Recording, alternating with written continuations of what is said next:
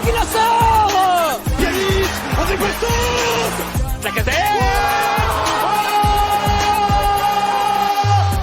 Salut à tous les Gones, bienvenue dans un nouvel épisode du Gone Olympique. On est super content de vous retrouver en ce milieu de semaine malgré la déconvenue du week-end, même si ça aurait pu être pire, on en parlera après, ce premier match nul en ouverture de la Ligue 1. Donc on va vous parler un peu de tout ça aujourd'hui, du match de ce week-end, un peu des autres résultats, notamment des concurrents, un peu ce qui s'est passé du coup au niveau du classement après cette première journée. On parlera rapidement aussi du mercato, notamment des grosses déclats de notre coach directement en interview post-match. Donc on va parler un peu de tout ça, de ce que nous on en pense, des dernières infos, parce qu'il y a des infos qui sont sorties là aujourd'hui sur quelques vues de l'OL sur des joueurs. Et ensuite on parlera un peu rapidement du match contre Angers qui a gagné ce week-end. Donc on verra un peu ce qu'il en est et ce qu'il faut attendre du match du week-end prochain. Donc pour ce podcast, je suis avec Enzo, le frérot de la team Gone Olympique que vous avez eu dans le premier podcast qui était avec nous. Salut Enzo, comment vas-tu après ce dur week-end? Salut. Bah écoute, plaisir de retourner au stade, mais bon, un match un peu de merde, mais on a l'habitude avec l'OL. Ouais, parce que t'as eu la chance de retourner au stade, toi. Retour d'expérience là, alors après 1 an et demi, c'était bon. Ouais, c'était bien, mais il y avait de l'ambiance, sauf qu'il y avait pas les Bad Guns qui avaient décidé de pas venir. Du coup, c'était un peu une ambiance bizarre, chacun chantait de son côté, et voilà, mais vraiment, ça fait du bien. T'as l'impression de retourner à la vie normale. Quand même agréable, quoi. Bon bah écoute, tant mieux, j'espère pouvoir y retourner bientôt. Et puis on a la chance d'avoir un super invité de la commu lyonnaise, sans vanter tous tes mérites, tu le feras largement comme un grand, mais un des plus pertinents on trouve, et c'est pour ça qu'on a fait appel à lui, on le remercie d'être avec nous ce soir, c'est Olimas. Comment tu vas?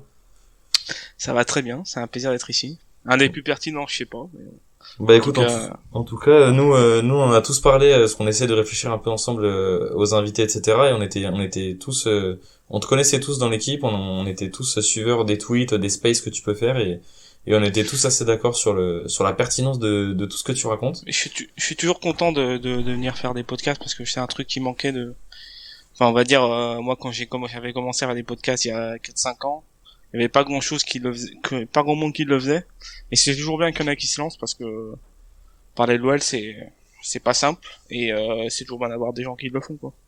Bah ouais, c'est sûr, nous c'est vrai qu'on a lancé un peu cette idée parce que voilà, on est une bande de potes à la base qui supportent l'OL, et c'est vrai qu'on s'est dit c'est vrai qu'on regarde beaucoup les émissions télé, les débriefs, et on se dit c'est très cadré, c'est souvent très peu objectif parce que chaque journaliste a quand même surtout à la télé un peu ses opinions sur certains clubs.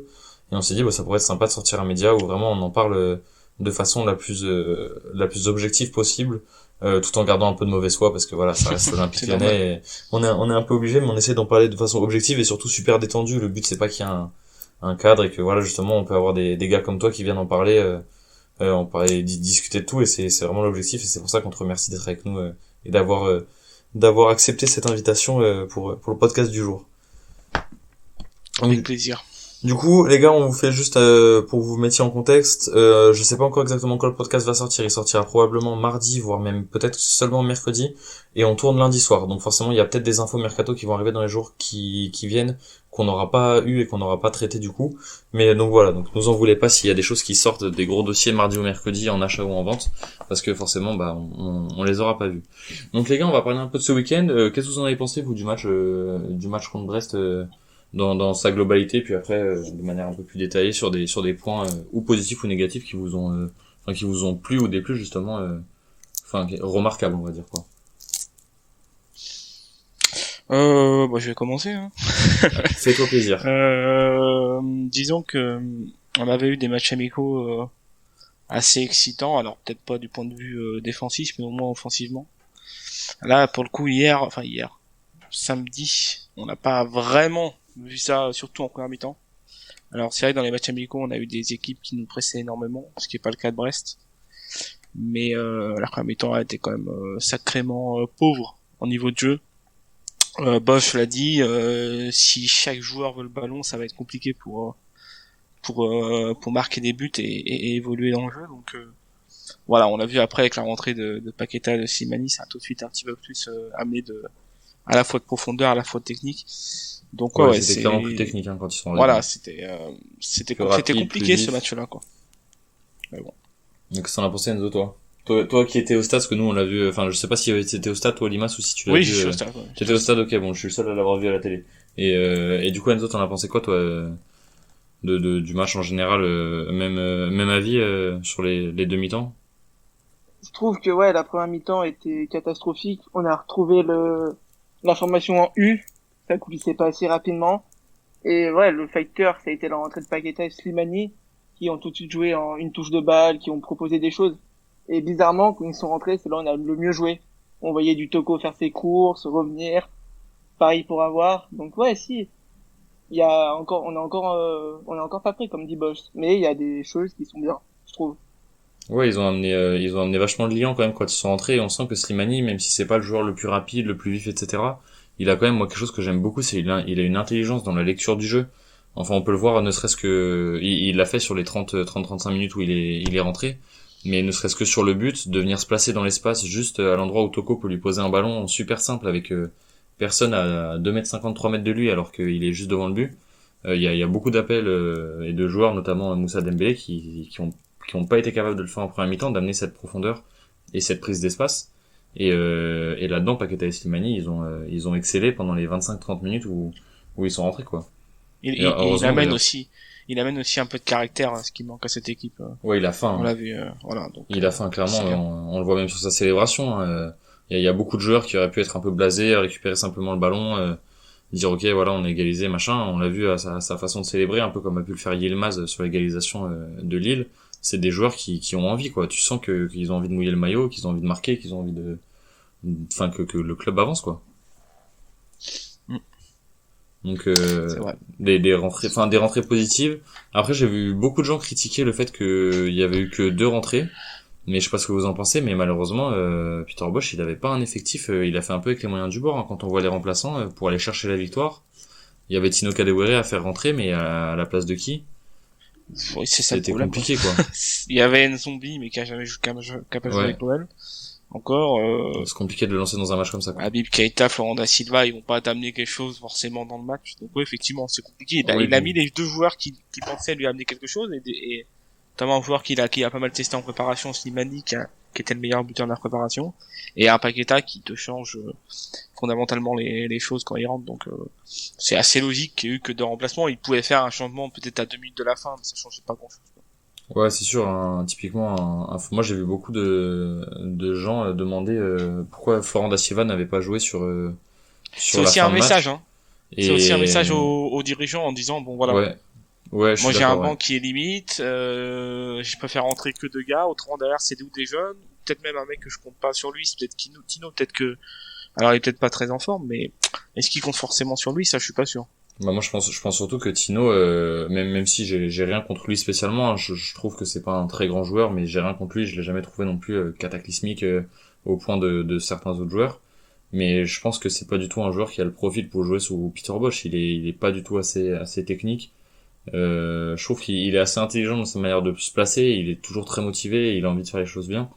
Mais je trouve que techniquement c'est trop limité pour le style de jeu qu'on a pu voir dans la dernière demi-heure typiquement du match de Souken. Donc c'est pas forcément le bon joueur. Après il y a un Florent da Silva qui est très technique, mais que moi j'ai trouvé très poussif dans les matchs amicaux parce qu'il veut énormément montrer et j'ai trouvé qu'il en faisait beaucoup trop à chaque fois. Et qui faisait 5, 6, 7 touches de balle quand il pouvait en faire que 2 ou 3. Et forcément, un coach, il a pas forcément envie de faire rentrer un joueur qui fait éventuellement perdre un peu du temps sur les attaques quand t'as besoin d'aller marquer et d'avoir du rythme dans le match, quoi, parce qu'il fallait, l'objectif c'était de faire plier Brest. Mais faut pas oublier non plus que cette équipe brestoise en face, c'est un peu miraculeux qu'on se retrouve pas à 2-0 avant la 60e minute, hein. Défensivement, c'était peut-être le plus gros chantier qu'offensivement encore, hein. Mais en fait, t'avais l'impression qu'à chaque perte de balle, c'était but pour Brest. C'était affolant. Je pense à 2-3 situations où quand Lukeba il glisse sur le long de la ligne de touche, où Brest joue très mal le coup, mais ouais, défensivement c'était chaud. Ouais, tu sens que et ça a fait un peu le même effet, et j'en avais parlé dans le dernier podcast que pour les matchs amicaux, tu sens que dès qu'on perd le ballon et que l'équipe d'en face a ne serait-ce que 75% de capacité à se projeter vers l'avant de manière assez directe, c'est-à-dire soit par une course dans un espace avec ballon, soit par une passe assez directe et verticale, tu sens qu'on est complètement à la rue, quoi. Notre milieu de terrain, il est effacé en quelques secondes, Et nos défenseurs sont rarement bien placés. Ils se couvrent rarement les uns les autres. On a les latéraux qui sont souvent très hauts et qui ont beaucoup de mal à revenir sur les contre-attaques notamment.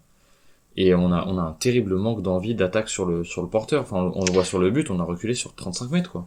Sur les pertes de balles, c'est un peu logique aussi, c'est le système qui veut ça.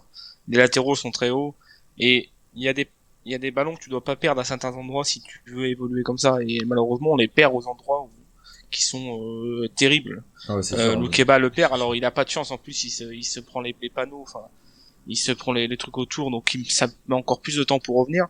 Marcelo on perd, quand Thiago Mendes est à ce niveau-là, bah tu peux pas non plus espérer un miracle. Donc voilà, c'est clairement si tu perds les ballons comme t'en as perdu un nombre hallucinant contre Porto avant, bah voilà, tu prends les buts derrière. Malheureusement, c'est une évidence. Et là, heureusement hier, et samedi encore une fois hier, mais samedi, bah disons que Brest, c'est pas non plus une incroyable équipe, donc ils ont pas réussi à marquer plus de buts, mais ça aurait pu clairement. Ouais. Ouais, moi j'écoutais en fin de saison dernière, alors je me souviens plus de son nom, un journaliste chez Sky Sports qui parlait justement qui débriefait un match de Première Ligue et qui expliquait que pour lui le meilleur moyen d'attaquer c'était de bien défendre et surtout dans la manière d'être positionné, c'est-à-dire notamment pour les équipes de milieu voire de deuxième partie de tableau notamment, d'être bien organisé en défense, parce qu'être bien organisé en défense ça te permet à la récupération de la balle d'avoir une projection rapide et efficace. Et moi, je trouve que l'OL, c'est quelque chose qu'on devrait avoir, mais à l'inverse, justement, être capable de bien attaquer, parce que c'est quelque chose que Bosch a l'air de savoir faire, et honnêtement, notamment sur la deuxième mi-temps, moi, j'ai pris pas mal de plaisir à nous voir jouer avec le ballon ce week-end. Mais le problème, c'est que j'ai l'impression que dès qu'on perd la balle, le changement de statut, il est très difficile à faire. Les joueurs, ils ont un peu du mal à savoir où se positionner, ils ont du mal à repartir dans le bon espace défensif, et du coup, on est très vite pris de court et pris dans le dos sur 2 ou 3 passes, quoi. C'est le fameux perte de balle, enfin les 5 secondes après la perte de balle où il faut faire le pressing. Et pour l'instant, la plupart des joueurs ne peuvent pas le faire parce que ils sont pas conditionnés physiquement, ou alors certains ne savent pas le faire du tout en fait. Tout simplement, les ailiers par exemple, je pense à Cherki ou éventuellement Toko, bah c'est pas dans leur ADN et c'est pas une grande envie de le faire. Slimani par exemple a plus cette capacité à le faire parce que lui il va se dépenser de la première à la 90e minute. Mais les autres ça va être plus compliqué. Peut-être que Paqueta aura ça justement, Maxence peut le faire, Bruno peut le faire. Là l'autre jour Dembélé c'est sûr que c'est pas du tout le même profil aussi, donc voilà, c'est compliqué quand t'as des joueurs qui sont pas à ce niveau-là ou qui ont pas une grande envie de presser quoi. Ouais, c'est vrai qu'on a une ligne offensive de 3 en tout cas qui était alignée ce week-end et qui pour l'instant s'il y a pas de recrue, je sais pas ce que vous en pensez, mais si malheureusement on n'a pas de recrue au poste offensif, qui risque d'être la line-up plus ou moins titulaire de la saison, s'il n'y a pas de vente, parce que Dembélé n'est pas non plus assuré de rester, même si ça a l'air d'être en bonne voie entre guillemets. Si Dembélé part, il y aura une recrue, mais oui c'est sûr, mais si Dembélé il nous signe un contrat le 31 août et qu'on panique buy sur un joueur un peu qui est pas forcément meilleur et qu'on l'achète histoire de combler les trous, ça sera pas forcément le plus efficace quoi. Après même cette équipe-là, même cette attaque-là peut performer en Ligue 1. Simplement, ah oui, complètement. Complètement. On oublie qu'il y aura Bruno Guimaraes et Paqueta en plus. Ouais. Et je pense que ça va changer pas mal de choses à l'organisation et au jeu de l'équipe. Et tiens, justement, on va te demander ton avis, c'est intéressant. Puis Enzo aussi, parce que t'étais pas dans le podcast que j'ai fait avec Kylian sur le match de Brest. On a demandé à notre commu un peu les titulaires et la compo qu'ils aimeraient bien voir cette saison. Ils nous ont répondu un 4-3-3 avec notamment Aouar sur l'aile gauche pour pouvoir placer une triplette Cacré, Paqueta, Guimaraes au milieu de terrain. Vous en pensez quoi de ça? Aouar à gauche. Ouais, en faux ailier gauche, on va dire, ailier gauche qui rentre à l'intérieur. Non, pour moi non, je le vois pas dans ce profil-là. C'est quand? C'était il y a 2 saisons, il a joué un peu ailier gauche. Ouais, et du coup, si tu ne mets pas ailier gauche, tu mets qui? Si tu gardes un milieu à 3, tu vires qui dans les 4? Tu sors qui? C'est quoi? Moi, je viens voir, moi. C'est le seul qui a vraiment une valeur marchande qu'on peut vendre. Je suis complètement d'accord. Pour prendre une vraie recrue en ailier gauche, par exemple Boga. Ouais, et toi mais ce que le problème c'est que si on vend Aouar, derrière le seul milieu de terrain remplaçant qu'on a, c'est Thiago Mendes et les jeunes du centre de formation quoi. Tu recrutes. Ouais, faut-il recruter. Ouais, mais on peut en tirer un beau billet quand même. Est-ce que ça vaut pas le coup pour revenir sur la rumeur Grenier-Gonalon, est-ce que ça vaut pas le coup d'en récupérer un des deux pour pas trop cher, qui a l'expérience, qui a le niveau, qui connaît la maison, qui a à peu près le niveau tout du moins pour être en sortie de banc et récupérer des sous sur Awar, faire venir un joueur libre comme ça ou pour pas trop cher et aller miser sur un ailier. Bah, le mieux, ça aurait été de ne pas vendre Jean Lucas, quoi. Ouais. Et après, t'aurais pu vendre Oussem Aouar, quoi. Apparemment, il est parti. C'était pas si prévu que ça, quoi, de ce qu'on a pu comprendre. C'était prévu depuis un moment, mais c'était pas l'envie de Boss et de Mourinho. Après, le problème, c'est que c'est pas eux qui décident. Ouais, c'est ça. C'est pas eux qui décident à l'OL. Donc, effectivement, pour moi, Aouar, ça fait déjà 1 an qu'il doit partir et il a plus la tête au club. Donc, après, le fait que Bosch l'ait mis vice-capitaine fait comprendre que lui a envie qu'il reste. Mais il y a des impératifs financiers et puis Oussem est sur les transferts depuis 1 an, donc après il faut un club, c'est toujours la même chose, hein. Il faut un acheteur, tant qu'il n'y a pas d'acheteur, bah le joueur est là, quoi. Ouais, c'est sûr. C'est sûr que Awar c'est un dossier épineux parce que. Mais tu peux pas si tu veux un Awar, tu peux pas faire avec 3 milieux de terrain, sachant que Thiago Ouais, Mendes c'était en dehors du truc, quoi. Donc oui, Thiago c'est Mendes, impossible. moi je le considère même pas comme un joueur à part entière. Je pense qu'il partira genre dans les 2 derniers jours, même pour un prix ridicule, quoi, parce que bon, de toute façon faut s'en séparer. Oui, c'est ça. Je connais pas exactement les chiffres à l'OL, mais je pense qu'il a un salaire gigantesque. De toute façon, au prix où on l'a acheté, on va se faire avoir et on fera. Je parle même pas de plus-value, c'est on va faire une perte gigantesque. Donc on est plus à 2-3 millions près. Il vaut mieux virer un salaire et d'un mec qui en a rien à cirer en plus et faire de la place pour un gars qu'on recrute et qui aura envie, quoi. Même éventuellement un jeune, hein, peut-être un peu moins jeune que des Da Silva ou des Keita par exemple, qui a un peu d'expérience. Ou alors un ancien de la maison comme Grenier ou Gonalon qui se font beaucoup critiquer sur les réseaux sociaux, et moi je trouve que ça serait pas foncièrement une si mauvaise idée que ça. C'est des mecs qui connaissent la maison, qui ont de l'expérience, et en sortie de banc et même dans le vestiaire, moi je pense que ça peut être que bénéfique entre guillemets. Je pense que quand même si tu recrutes un des deux, ça sera quand même très limite avec juste Guimarães, Cacré, Paqueta. Tu pourras pas faire la saison même avec un Gonalon ou un Grenier en plus, quoi. Ça sera compliqué. Ouais, c'est sûr. Est-ce que tu peux pas compter sur les jeunes en plus, des Da Silva, des Keita typiquement, qui ont pas été forcément parfaits mais qui sont prometteurs sur des bouts de match. Mais à la limite, éventuellement, si tu gagnes à War, je pense que tu peux reprendre un Gonalon par exemple en rotation d'un numéro 6. D'un Bruno Guimarães, tu sais que si tu lui vends le projet de bon bah tu seras sur le banc, mais par contre voilà, t'es un des tauliers du vestiaire, machin, voilà, ça tu peux lui vendre, lui de toute façon il reviendra, c'est pas un souci, je pense. Après le reste, j'ai un peu du mal moi, que si tu perds un Awar, il faut que tu recrutes un joueur qui soit de la même qualité, quoi. Ouais, je suis d'accord. Voilà. Je suis d'accord. Après le problème c'est que si tu perds Awar et que tu recrutes un joueur de la même qualité pour, on va dire, on va partir du principe qu'on se fait à peu près un budget égal où on perd pas d'argent entre la vente et l'achat.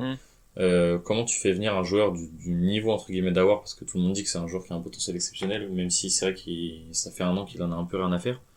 Et tu viens et tu lui dis bah voilà, tu vas être derrière Cacré, Paqueta et Guimarães. C'est compliqué d'attirer. Tu dis t'es dans la rotation à 4 tu joueras, hein. T'as l'Europa League, t'as le machin. Après tu peux aussi amener un joueur et lui dire voilà, cette saison peut-être que tu seras dans la rotation et l'année prochaine il y aura forcément un départ. Je pense que malheureusement à l'OL c'est toujours comme ça. Donc peut-être après il faut que je fais confiance au club pour essayer de trouver un joueur comme ça. C'est compliqué, hein, surtout quand t'as pas d'argent, mais ou alors tu vas sur un Grenier, un Gonalon et t'estimes que derrière c'est assez fort avec les jeunes pour pousser, mais j'ai du mal ça.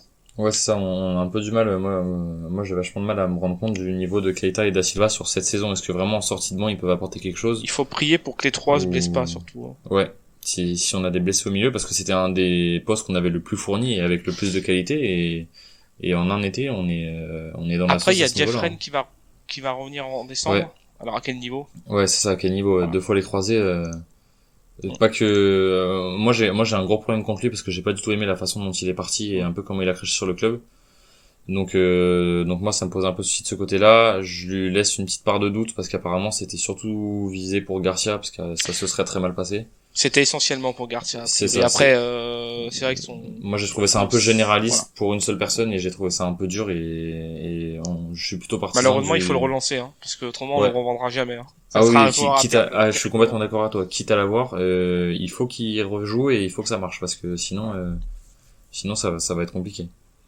Mais pour moi, sur Jeffrey, s'il revient à son niveau, c'est que bénéf pour nous parce que ah oui, pour moi c'est un excellent joueur. Avant qu'il fasse un déclat, je l'aimais beaucoup. C'est vraiment le genre de joueur qui nous manque là à l'heure actuelle, vraiment capable de faire des différences sur peu d'espace, de se projeter et tout. Donc je mise beaucoup sur sa Ah à oui, son retour en janvier. il avait fait un super début de saison avant de se blesser le même soir que Memphis, hein. C'est un joueur qui C'était peut clairement les deux joueurs, hein. convenir d'ailleurs dans le système de Bosch, qui Complètement. recherche des joueurs qui percutent, et qui sont capables de faire la différence balle au pied, qui sont capables d'avancer, comme le faisait Jean Lucas. C'est typiquement le joueur qui peut aider. Après, le problème, c'est comme on l'a dit, il revient en fin d'année. Dans quel état, quel niveau, ça sera compliqué, quoi. Ouais, non, c'est sûr que... Après, moi, ce que j'aime bien chez lui, c'est qu'il a aussi un profil assez polyvalent. Il peut jouer à plusieurs postes, et du coup, c'est vrai que ça te fait avoir qu'un seul joueur, entre guillemets, qui te permet de pallier à plusieurs postes en fonction des besoins. Donc c'est vrai que c'est quand même une palette qu'on est obligé de lui accorder, et s'il revient à un bon niveau, ça peut être la recrue, entre guillemets, ça peut être une des recrues, entre guillemets, hein, bien sûr, parce que il appartient au club depuis qu'on l'a acheté au SCO, mais ça peut être la bonne surprise de la saison, on va dire, entre guillemets. Celui qu'on n'attend pas et qui peut nous permettre de tirer un peu notre épingle du jeu sur la rotation et les matchs un peu où si on enchaîne un peu, ben, même si je me rends pas trop compte du calendrier de cette saison, comment il va être fait, notamment à partir de janvier avec les coupes nationales, etc. Si ça va être vraiment la course. Et on va dire que plus on a de matchs, plus on va loin en Europa League, donc c'est plutôt bénéf. Voilà. Du coup, Enfin, à faire tourner en Europa League, hein, de toute façon, quoi qu'il arrive. Ouais, c'est sûr. Comme l'a toujours fait, quoi. Ça, c'est sûr. Du coup, on continue un peu sur le recrutement, pour vous, c'est quoi? On va dire que, on va partir du principe qu'on se met dans la peau des dirigeants lyonnais, hein, qui n'ont pas l'air hyper décidés pour l'instant à acheter des joueurs, même si c'est vrai qu'on voit à droite à gauche quelques pistes. Pour vous, s'il y a un poste vraiment où il faut recruter absolument, vous recruteriez à quel poste et quel profil? Pas forcément, bon, si vous avez un nom, c'est bien, mais pas forcément un nom. Mais quel profil de joueur pour être une vraie plus-value, les gars? Moi, tout de suite, je dirais arrière gauche, vraiment, parce que Cornet, c'est bon, et Enrique, du peu que j'ai vu, C'est franchement, c'est très chaud. faible, hein. Ouais, il a vraiment du mal à jouer au foot, hein. C'est dur ce que je dis, mais tu sens qu'il a pas le niveau, quoi. Après, on l'a vu 45 minutes, donc faut pas juger tout de suite, mais de ce qu'on a vu, faut pas qu'il confirme ça, sinon c'est chaud. Après, en doublure pour gratuit, Oui, c'est ouais, ça. pourquoi pas. C'est ça. Une doublure gratuite, apparemment, il a pas un salaire gigantesque. C'est pourquoi pas, mais je pense pas que c'est un gars qui peut s'imposer au poste de titulaire, en tout cas. Mais je pense que oui, c'était pas le but de son recrutement, a priori. Maintenant, un arrière gauche, oui, mais je sais pas si c'est la priorité dans le sens, je sais pas si c'est là où il faut mettre l'argent en priorité. Je pense qu'il faut le mettre sur un ailier ou un attaquant. Il faut qu'on absolument qu'au devant on ait des joueurs au-dessus de ce qu'on a. Après, je suis d'accord que sur le poste d'arrière gauche, ça serait bien d'avoir un arrière gauche qui soit assez moderne, un mec qui défende quand même plutôt correctement. Est-ce que tu peux faire pire que ce qu'on a à l'heure actuelle? Je pense pas. Mais Cornet apporte déjà un peu offensivement. Je dis pas que c'est fou, mais il apporte déjà un peu offensivement. D'avoir un arrière gauche qui apporte autant offensivement que défensivement, ça pourrait être bien. Donc je pense qu'après, avec un option d'achat, ce serait pas mal en fin de mercato. Je pense que c'est l'OL ira vers ça. Maintenant, il faut trouver le bon joueur. Il y a des pistes, mais c'est jamais simple de conclure, surtout que les clubs, en général, demandent la prise en charge du salaire et demandent même un montant pour le prêt. Donc c'est compliqué. Et l'OL aime pas trop les prêts.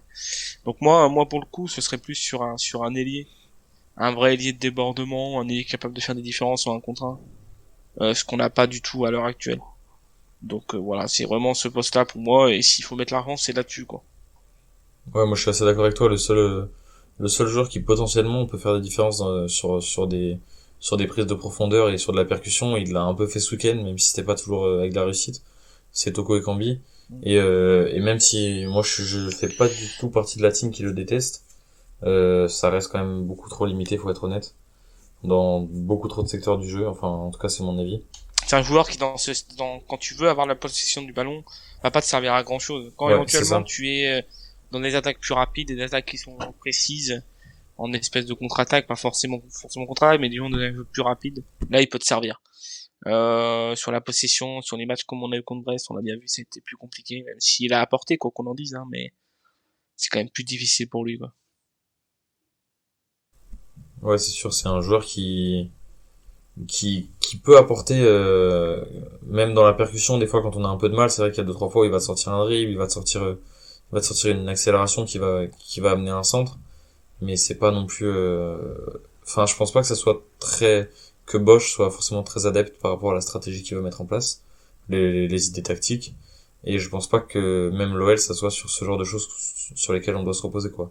C'est pas l'objectif de jeu, et je pense pas que ce soit le profil qui va nous permettre vraiment de faire des grosses différences sur le long terme, on va dire. Ça peut marcher de temps en temps, mais ouais, c'est pas top. Donc un arrière gauche pour toi Enzo et un ailier pour toi Olimas. Moi, si je devais me mouiller, je dirais plutôt un ailier aussi, parce que moi, même si Maxwell Cornet, bon, défensivement, j'ai envie de pleurer des larmes de sang à chaque fois que je le vois défendre le week-end. Il y a un truc que je peux pas lui enlever et que j'aime beaucoup et que beaucoup trop de joueurs n'ont plus à l'OL depuis 7-8 ans, on va dire. C'est l'envie de jouer et l'envie de bien faire les choses, même si c'est pas toujours top. Au moins il a faim, il court, il se donne, et je pars du principe que qu'il peut que progresser et qu'il y a il y a beaucoup d'autres joueurs qui mériteraient de perdre leur place plutôt que lui, notamment en attaque, et que c'est pas forcément le secteur où on va dire que son envie, moi je pense, peut compenser un peu ses bêtises de temps en temps. Alors qu'en attaque, moi je suis d'accord avec toi, Olimas, on a vraiment besoin d'un profil percutant. Je Et dirais qui même change qu'on a ce qu'on besoin a. de deux joueurs, mais après ça serait très compliqué, hein, mais Ça c'est un peu utopique, ouais. voilà, on aurait besoin d'un attaquant qui remplace Memphis, peut-être pas dans le profil même, mais un joueur qui peut lui ressembler un petit peu quand même, et d'un ailier. Après, évidemment, ça, c'est déjà qu'on a du mal à faire un transfert à l'heure d'eux. Ouais. J'imagine pas le bordel, quoi. Ouais, il y a Bosch qui a demandé un joueur par ligne là, en conférence de presse indirectement à ses dirigeants. Moi, j'aimerais beaucoup, hein, mais ça m'a fait doucement rire dans le sens où si on fait un transfert par ligne, ça c'est que ça sera des joueurs très faibles, quoi. Enfin, qui auront pas énormément de plus-value, malheureusement, je pense. Bah, oui. C'est vrai, à moins de vendre encore et encore, quoi. Donc, Ouais. c'est-à-dire, les seuls qui sont vendables à l'heure actuelle, c'est Maxwell Cornet, c'est Oussem Aouar si un jour il y a une offre, c'est Thiago Mendes s'il nous rapporte quelque chose, Ouais. et alors après, Dembélé peut y avoir éventuellement. peut y avoir une très grosse surprise, c'est-à-dire un départ qu'on n'attend pas. Genre un autre milieu de terrain, voilà, quoi. Ça serait Ça pas serait la bêtise un à pas départ faire, je sympa, pense, mais mais c'est genre de départ, tu sais, quand on arrive quand on arrive à 15 jours de la fin du mercato, que t'as besoin d'argent, et que si tu t'as pas d'argent, tu recoutes pas, ouais. et qu'on te met 40 millions sur un Bruno Guimaraes, est-ce que tu refuses? Je suis pas sûr que le club refuse. C'est pas le cas à l'heure actuelle, hein. Oui, Mais voilà. c'est sûr, mais faut toujours se méfier. On sait que, Ah, notamment Bruno Guimaraes a quelques clubs à la botte, et Paqueta on a quelques-uns aussi. Et je rappelle faudrait pas se qu'un faire Hugo piquer, Lloris, hein. par exemple, est parti dans les 2-3 derniers jours du mercato, Ouais, alors qu'on s'y attendait pas, hein.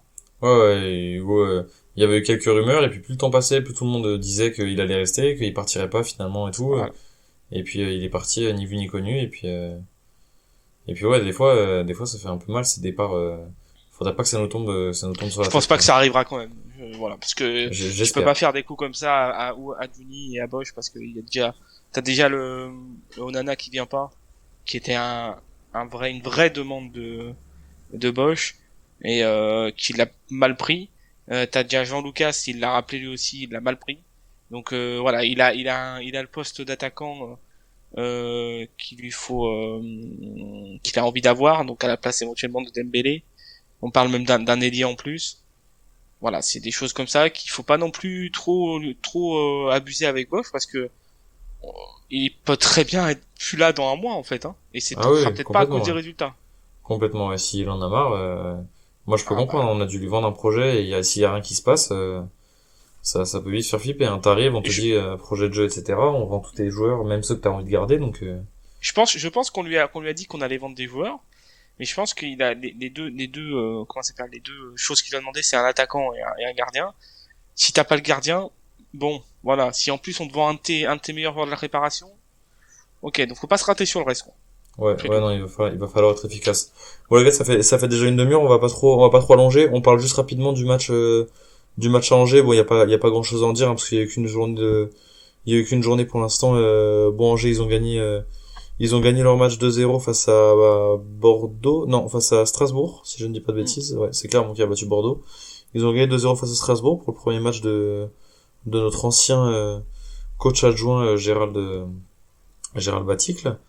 Donc bon, je sais pas si vous avez vu leur match. Moi perso j'ai vu un résumé, c'était un peu poussif, mais ils ont fait le job un peu à l'arranger quoi. Le premier but est sur coup de pied arrêté si je dis pas de bêtises. Donc qu'est-ce que vous en pensez vous? Il faut une victoire. De toute façon, on avait dit dans le dernier podcast avec Kylian qu'on voulait arriver à 15 points avant le PSG. Bon bah du coup c'est pas jouable, mais il faut arriver au moins avec 13, non?